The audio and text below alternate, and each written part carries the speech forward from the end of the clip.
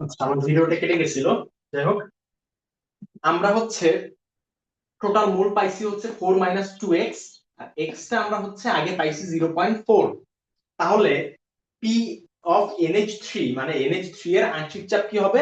নিচে হবে হচ্ছে টোটাল মোল। টোটাল মোল হচ্ছে 4 - 2x, 4 - 2 ইন্টু এক্স। এক্স এর মান পাইছি 0.4, এই জন্য 0.4 দিয়ে গুণ দিছি। আর উপরে হচ্ছে NH3 কতটুকু ছিল সাম্যাবস্থায়, একটু দেখো তো। NH3 সাম্যাবস্থা ছিল কিন্তু 2x। তো 2 ইন্টু এক্স এর মান আমরা পাইছি হচ্ছে 0.4। এটা হচ্ছে পি অফ NH3। এটার ভ্যালু আসবে হচ্ছে 2 ইন্টু 0.4 ইন্টু 200। 200 হচ্ছে আমার টোটাল চাপ, কারণ আমরা জানি আংশিক চাপ ইকুয়াল টু মোল ভগ্নাংশ ইন্টু মোল চাপ। মোল ভগ্নাংশ হচ্ছে যত মোল আছে, আর এখানে উপরে বসাবো হচ্ছে যার আমি আংশিক চাপটা বের করতে যাচ্ছি সাম্যাবস্থায় সে কতটুকু আছে। আচ্ছা, তাহলে আমি হচ্ছে এটা ক্যালকুলেট যদি করি, আমি ক্যালকুলেট 2 ইন্টু 0.4, হচ্ছে 50, 50 অ্যাটমসফিয়ার। আচ্ছা, পি অফ NH3 তো পাইলে 50 অ্যাটমসফিয়ার। এবার N2 টা দেখি তো, পি অফ N2 নিচে হবে হচ্ছে টোটাল মোল। টোটাল মোল হচ্ছে 4 - 2x, আর 4 - 2 ইন্টু এক্স। এক্স এর মান হচ্ছে 0.4 আমরা পাইছি, তো লিখলাম। আর উপরে হবে হচ্ছে N2 সাম্যাবস্থা কতটুকু ছিল, একটু দেখো তো। N2 সাম্যাবস্থা ছিল কিন্তু 1 - x। এটা হচ্ছে সাম্যাবস্থার কাহিনী, 1 - x। তাহলে 1 - x যদি হয়, তাহলে 1 - x এর ভ্যালু পাইছি হচ্ছে 0.4 ইন্টু টোটাল প্রেসার 200। এটা যদি করি ক্যালকুলেট, তাহলে আসবে হচ্ছে 1 - 0.4 into 200 divided by 4 - 2 into 0.4, 37.5, 37.5 atmosphere. একটা পাইছি 50 অ্যাটমসফিয়ার, আর একটা পাইছি 37.5 অ্যাটমসফিয়ার। এবার হচ্ছে পি অফ H2 টা দেখবো, হাইড্রোজেনের আণবিক চাপ।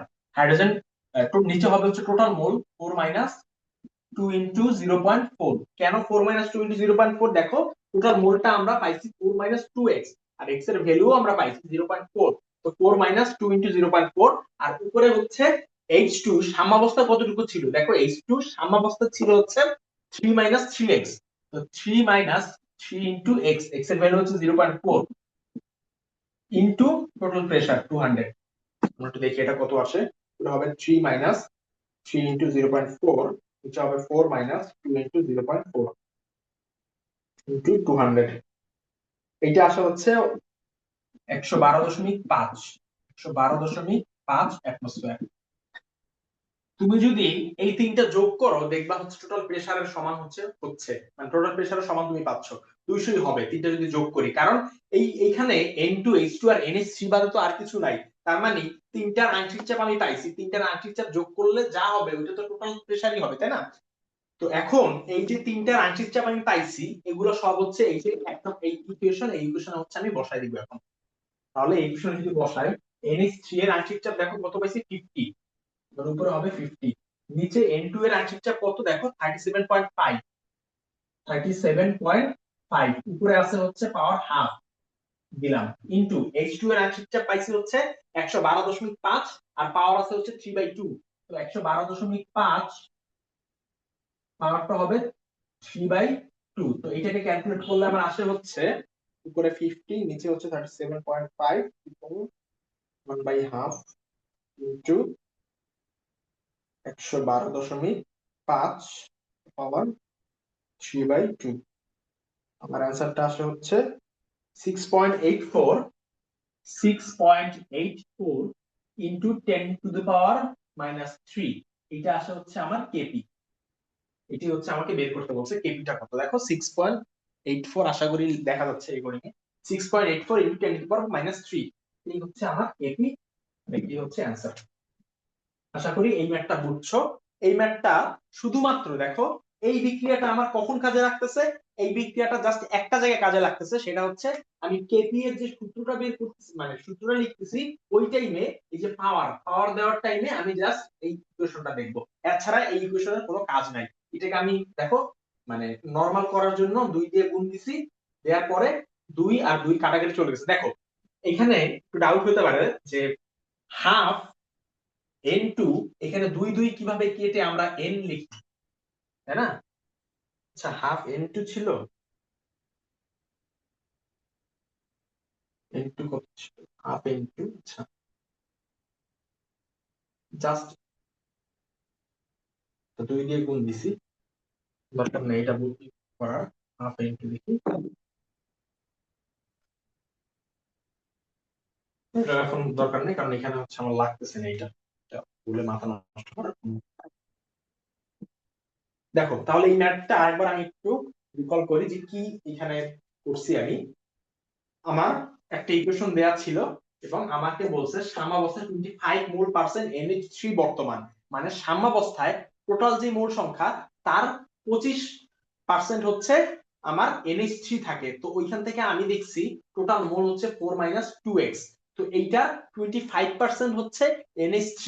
যদি নিচে খাতাটা এখন একটু দেখো, যদি তোলো আর কি, তাহলে নিচে খাতাটা একটু এখন দেখো, দেখবা এইখানে টোটাল যে মোল 4 - 2x, এইটা 25% হচ্ছে 4 - 2x, এইটা 25% হচ্ছে আমার NH3 সাম্যাবস্থায় থাকে।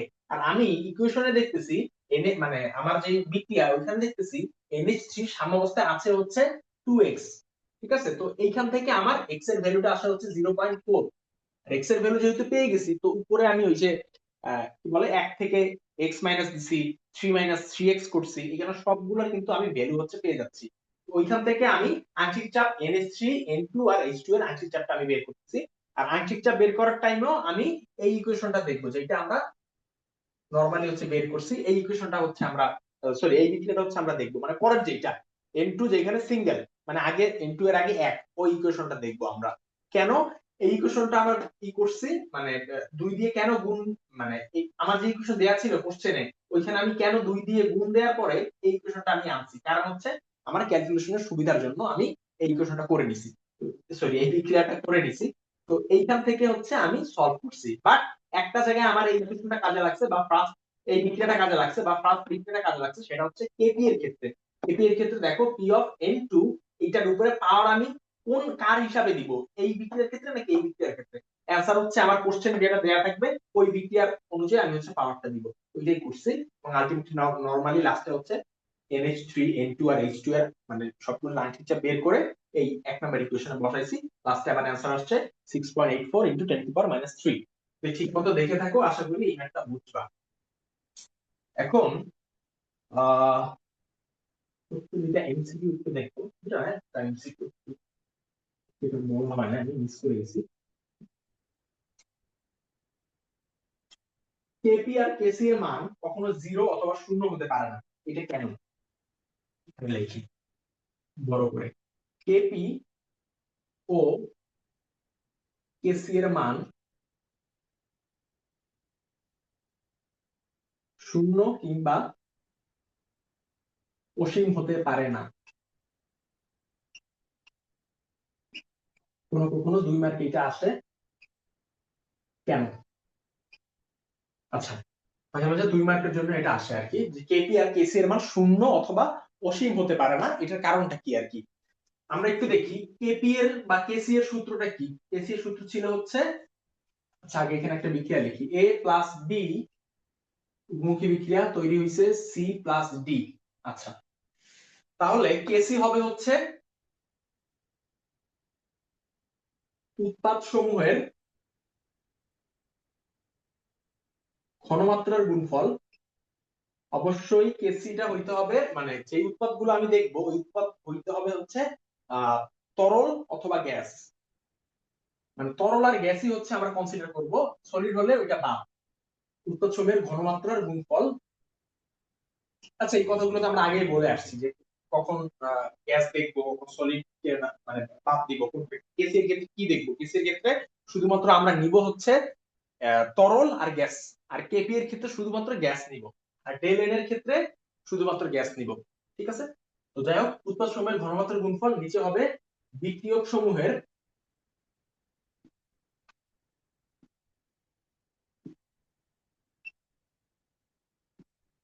ঘনমাত্রার গুণফল। দেখো একটা টার্ম ওইটার, আচ্ছা ওইটার নিচে যদি 0 আসে সেটা হয় হচ্ছে ইনফিনিটি, আবার একটা টার্মের উপরে যদি 0 থাকে তাহলে সেটার ভ্যালু হয় হচ্ছে 0। মানে যদি কোনোটার ভ্যালু আমার যদি 0 আনতে হয় তাহলে অবশ্যই উপরে যেই টার্ম ওইটা হচ্ছে 0 হইতে হবে, আবার কোনোটার ভ্যালু যদি আমার ইনফিনিটি হইতে হয় তাহলে আমার নিচে যেইটা ওইটার জিরো হইতে হবে। এখন একটু দেখো এইখানে জিরো বা ইনফিনিটি দুইটা কেন হওয়া পসিবল না, একটু দেখো তো। জিরো হওয়া কেন পসিবল না ফার্স্টে বলি আগে। উৎপাদ সমূহের ঘনমাত্রার গুণফল জিরো হওয়ার জন্য, কেসি জিরো হওয়ার জন্য আমার এইটা হইতে হবে জিরো। এটা কি আছে, উৎপাদ সমূহের ঘনমাত্রার গুণফল, উৎপাদ হচ্ছে এইটা, উৎপাদের ঘনমাত্রার গুণফল। উৎপাদের ঘনমাত্রা কি কখনো জিরো হওয়া পসিবল? একটু চিন্তা করো, উৎপাদের ঘনমাত্রা কিন্তু কখনো জিরো হওয়া পসিবল না। উৎপাদের ঘনমাত্রা জিরো হওয়া মানে হচ্ছে কোনো বিক্রিয়াই হয় নাই, এটা হওয়া কিন্তু কোনো পসিবল না। যেহেতু একটা বিক্রিয়া দেখতেছি তার মানে ওইখানে উৎপাদের ঘনমাত্রা কখনোই জিরো হওয়া সম্ভব না। আর উৎপাদের ঘনমাত্রা যদি জিরো না হয়, মানে ঘনমাত্রা গুণফলটুকু যদি জিরো না হয়, তাহলে কিন্তু কেসি এর ভ্যালুটা জিরো হবে না। তাহলে বুঝলাম জিরোর কাহিনী। এবার আছে ইনফিনিটির কাহিনী। আচ্ছা, যদি আমার ইনফিনিটি হইতে হয় তাহলে নিচে জিরো আসতে হবে। দেখো তো, বিক্রিয়ক সমূহের ঘনমাত্রার গুণফল আর নিচের টার্মটা জিরো হইতে হবে যদি আমার ইনফিনিটি হইতে হয়। এখন নিচের টার্মটা জিরো হওয়া পসিবল না, কারণ দেখো নিচে বলছে বিক্রিয়ক সমূহের ঘনমাত্রার গুণফল, নিচের টার্মটা জিরো মানে হচ্ছে এইটার ঘনমাত্রার গুণফল জিরো হইতে হবে। এটা হওয়া পসিবল না, কারণ এখানে দেখতেছি যে একটা বিক্রিয়া হচ্ছে, আর বিক্রিয়ার শুরুতে যদি ঘনমাত্রার গুণফল জিরো হয়, মানে বিক্রিয়কের ঘনমাত্রার গুণফল জিরো মানে কি বিক্রিয়াটা এক্সিস্টই করতেছে না। তো এইটা হওয়াও কখনো পসিবল না, এই জন্য ইনফিনিটি কিংবা জিরো এসি কখনোই সম্ভব না। এপির ক্ষেত্রেও সেম, এপির ক্ষেত্রেও সেম, এসির মতোই, যে উৎপাদ সমূহের আংশিক চাপ কখনো জিরো হওয়া সম্ভব না, এই জন্য কেপিও হচ্ছে জিরো হওয়া সম্ভব না। আবার বিক্রিয়ক সমূহের আংশিক চাপও কখনো আমার জিরো হওয়া সম্ভব না, এই জন্য কেপি আবার ইনফিনিটি হওয়া পসিবল না। এই একই জিনিস আর কি, এইখানে আশা করি বুঝছো আমি যা বলতে চাইছি। তো তাও যদি না বুঝো আমি আরেকবার একটু বলি। দেখো, কোন জিনিসের ভ্যালু জিরো কখন হয়, জিরো তখনই হয়, এটা এখানে ধরো কিছু একটা আছে, এখানেও কিছু একটা আছে, সংখ্যা বা যে কোনো কিছু হইতে পারে, কিছু একটা আছে নিচের বক্সে, লাল কালির বক্সে কিছু একটা আছে। আচ্ছা, কোন একটা ভ্যালু জিরো তখনই হবে যখন তার উপরে যে জিনিসটা, ওই জিনিসটার ভ্যালু জিরো। তার মানে আমার যদি কেসির ভ্যালু জিরো হইতে হয়, উপরে আছে হচ্ছে উৎপাদ সমূহের ঘনমাত্রার গুণফল, মানে উৎপাদ সমূহের ঘনমাত্রা আছে উপরে, তো এইটা হচ্ছে জিরো হইতে হবে যদি কেসি জিরো হইতে হয়। কিন্তু এটা তো কখনো পসিবল না যে উৎপাদ এইটা ভ্যালুটা, মানে এটার ঘনমাত্রার গুণফল হবে জিরো। এটা কিন্তু কখনো সম্ভব না, কারণ একটা বিক্রিয়া এখানে এক্সিস্ট করতেছে, আর বিক্রিয়া হচ্ছে মানে ওইখানে উৎপাদ তৈরি হবে। এখন বলতে পারো টি ইকুয়াল টু 0 সেকেন্ডে বিক্রিয়া হইতেই পারে। হ্যাঁ, টি ইকুয়াল টু 0 সেকেন্ডে কি বলে উৎপাদ, এখানে উৎপাদের ঘনমাত্রা জিরো তুমি বলতেই পারো, কিন্তু আমরা কিন্তু সাম্যাবস্থার কথা বলতেছি, কেসি এবং কেপি কিন্তু সাম্যাবস্থায় হিসাব হয়। আবার একটু মনোযোগ দিয়ে শুনো, তুমি বলতেই পারো যে শুরুতে টি ইকুয়াল টু যখন 0 সেকেন্ডে আমরা ধরি তখন তো উৎপাদ জিরো হয়, তাহলে তো মানে এইখানে তো জিরো হওয়া সম্ভব কেসি এর ভ্যালু, না কেসি এর ভ্যালু জিরো হওয়া সম্ভব না। কেন? কারণ কেসি এবং কেপি এইটা হিসাব হয় শুধুমাত্র সাম্যাবস্থার ক্ষেত্রেই, মানে কেপি আর কেসি শুধুমাত্র সাম্যাবস্থার ক্ষেত্রে অ্যাপ্লিকেবল। এই জন্য এই যে তুমি যেটা ভাবছো যে টি ইকুয়াল টু 0 সেকেন্ড উৎপাদটা জিরো জিরো, তো এখানে কেসি এর ভ্যালু জিরো হবে, এটা আসলে সম্ভব না। আচ্ছা, তার মানে জিরো কেন সম্ভব না হওয়া, এটা আমরা বুঝছি যে কেসি এর ভ্যালু জিরো হওয়া সম্ভব না, কারণ উৎপাদের ঘনমাত্রার গুণফল কখনো জিরো হওয়া পসিবল না। এখন একটু দেখি যে ইনফিনিটি হওয়া কখন সম্ভব। ইনফিনিটি হওয়া তখনই সম্ভব যদি কোনটার নিচের, মানে কোন টার্মের নিচের ভ্যালুটা হচ্ছে জিরো হয়। দেখো নিচের ভ্যালুটা জিরো মানে কি, এটার ভ্যালুটা জিরো হইতে হবে, তাহলে তো ইনফিনিটি আসবে কেসি এর ভ্যালুটা, তাহলে হচ্ছে ইনফিনিটি আসবে। কিন্তু দেখো নিচের ভ্যালুটা কি জিরো হওয়া সম্ভব? বিক্রিয়ক সমূহের ঘনমাত্রার গুণফল, বিক্রিয়ক সমূহের ঘনমাত্রার গুণফল কি কখনো জিরো হওয়া সম্ভব? তার মানে কি, তার মানে বিক্রিয়াটা, মানে এখানে যা দেখতেছি আমি, এটা আসলে এক্সিস্টই করতেছে না, আমি একটা ইলিউশনে ভুগতেছি, এরকম ব্যাপার স্যাপার আর কি। তো যেহেতু শুরুতে হচ্ছে বিক্রিয়ক, মানে বিক্রিয়কের ঘনমাত্রার গুণফল জিরো হওয়া সম্ভব না, এই জন্য এটার ইনফিনিটি হওয়াও পসিবল না। আশা করি বুঝছো। আর কেপি এর ক্ষেত্রেও নিজেরা একটু দেখবা, কেপি এর ক্ষেত্রেও সেম জিনিস, জাস্ট এখানে উৎপাদের ঘনমাত্রা গুণফলের জায়গায় উৎপাদ সমূহের হচ্ছে, আচ্ছা কেপিটা দেখাই দিই, এটা হচ্ছে কেপি, উৎপাদ সমূহের আংশিক চাপের গুণফল বা চাপ বলতে পারো, বিক্রিয়ক সমূহের আংশিক চাপের গুণফল, সরে আ দিয়ে লিখি, আংশিক চাপের গুণফল। আর আহ, গুণফল আংশিক চাপ, আংশিক চাপের গুণফল। দেখো সেম জিনিস, কেপি জিরো হওয়া কখন সম্ভব, যদি উপরের টার্মটা জিরো হয়, আর উপরের টার্মটা জিরো তখনই হবে যখন উৎপাদ সময়ের আংশিক চাপের গুণফল জিরো। আর উৎপাদ সময়ের আংশিক চাপের গুণফল জিরো মানে কি, মানে উৎপাদ নাই, এখানে উৎপাদ হইতেই পারে না, ঠিক আছে। মানে উৎপাদ এখানে হচ্ছেই না। আর মানে হচ্ছে আংশিক চাপটা জিরো তখনই হবে যখন উৎপাদ আমার হবে না।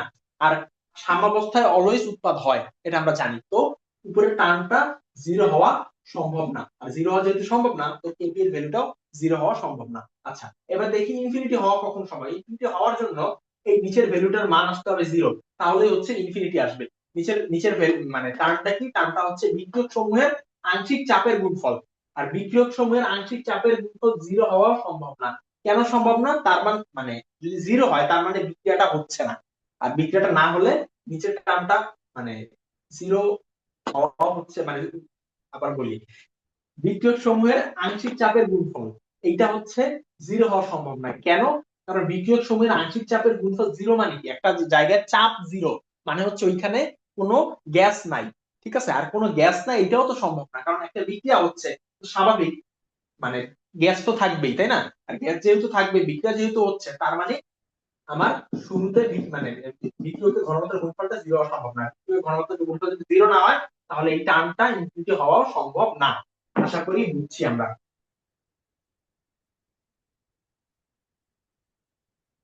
এখন আমরা হচ্ছে দেখতে চাচ্ছি সেটা, আমরা একটা সূত্র দেখছিলাম, সরি একটা সংজ্ঞা দেখছিলাম না, ভর ক্রিয়ার সূত্র।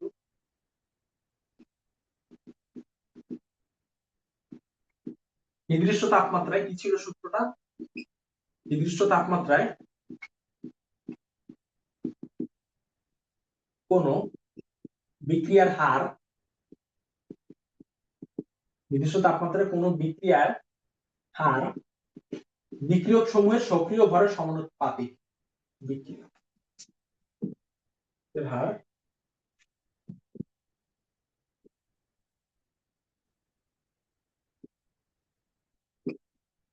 বিক্রিয়ক সমূহের সক্রিয় ভরের সমানুপাতিক।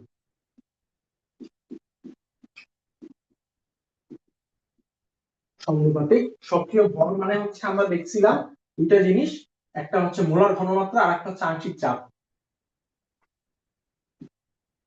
মোলার ঘনমাত্রা আর একটা হচ্ছে আংশিক চাপ। আংশিক চাপ। ভরক্রিয়ার সূত্র আমাকে কি বলতেছে? ভরক্রিয়ার সূত্র আমাকে বলতেছে নির্দিষ্ট তাপমাত্রায় কোন বিক্রিয়ার হার বিক্রিয়ক সমূহের সক্রিয় ভরের সমানুপাতিক। সক্রিয় ভর কি জিনিস? মানে বলতে চাচ্ছে যে একটা বিক্রিয়া তত বেশি হবে তার সক্রিয় ভরটা যত বেশি। আর সক্রিয় ভর মানে হচ্ছে মোলার ঘনমাত্রা আর আংশিক চাপ। একটু দেখো তো, মোলার ঘনমাত্রা বেশি মানে কি? মোলার ঘনমাত্রা বেশি মানে কিন্তু একটা জায়গায় ঘনমাত্রা বেশি, ঘনমাত্রা বেশি মানে কি? মোল সংখ্যা বেশি। আর মোল সংখ্যা বেশি মানে হচ্ছে গ্যাসের পরিমাণটা বেশি। মোল সংখ্যা বেশি মানে হচ্ছে গ্যাসও বেশি। আর গ্যাস যদি বেশি হয় বা আমার বিক্রিয়ক যদি বেশি হয়, তাহলে কিন্তু বিক্রিয়াটাও খুব তাড়াতাড়ি হবে বা বিক্রিয়াটাও মানে অনেক হবে আর কি। ঠিক আছে, একটু আমরা বুঝছি যে মোলার ঘনমাত্রার সাথে মানে আহ, বিক্রিয়ার হারের সমানুপাতি। হার মানে হচ্ছে বিক্রিয়াটা কত তাড়াতাড়ি হচ্ছে, এক সেকেন্ডে কতটুকু বিক্রিয়া হচ্ছে, এটা হচ্ছে হার। আচ্ছা, ঘনমাত্রার সাথে আমার বিক্রিয়ার হারের মানে সম্পর্কটা কি, সমানুপাতি কেন বলতেছে, এটা আমরা বুঝলাম। আচ্ছা, এবার আংশিক চাপ দেখো। আমি আগে বলছিলাম যে প্রেসার বেশি মানে একটা জায়গায় আংশিক চাপ তো আলটিমেটলি একটা প্রেসার, তাই না? প্রেসার বেশি তার মানে হচ্ছে ওইখানে মোল সংখ্যাও বেশি। মোল সংখ্যা বেশি মানে গ্যাসের পরিমাণও বেশি। গ্যাসের পরিমাণ বেশি মানে বিক্রিয়াটা খুব ফাস্ট হবে বা বিক্রিয়াটা মানে অনেক তাড়াতাড়ি হবে আর কি। ঠিক আছে, এই জন্যই বলছে যে নির্দিষ্ট তাপমাত্রায় কোনো বিক্রিয়ার হার বিক্রিয়ক সমূহের সক্রিয় ভরের সমানুপাতিক। মোলার ঘনমাত্রা যদি অনেক বেশি হয় তাহলে বিক্রিয়াটা অনেক বেশি হবে। আংশিক চাপ যদি অনেক বেশি হয় তাহলে বিক্রিয়াটা অনেক ফাস্ট বা অনেক বেশি হবে আর কি। আর মোলার ঘনমাত্রা আর আংশিক চাপ দুইটার ক্ষেত্রে আমি দেখতেছি বেশি মানে হচ্ছে মোল সংখ্যা বেশি। দেখো, বেশি মানে মোল সংখ্যা বেশি, আর মোল সংখ্যা বেশি মানে গ্যাসের পরিমাণ বেশি। আর গ্যাসের পরিমাণ বেশি মানে হচ্ছে ওইখানে বিক্রিয়াটাও খুব ফাস্ট হবে বা বিক্রিয়াটা অনেক বেশি হবে আর কি। যাই হোক, এই ছিল হচ্ছে আমাদের কেপি আর কেসি টপিক। কেপি আর কেসি ম্যাথ এবং থিওরি দুটোই হচ্ছে আমাদের শেষ।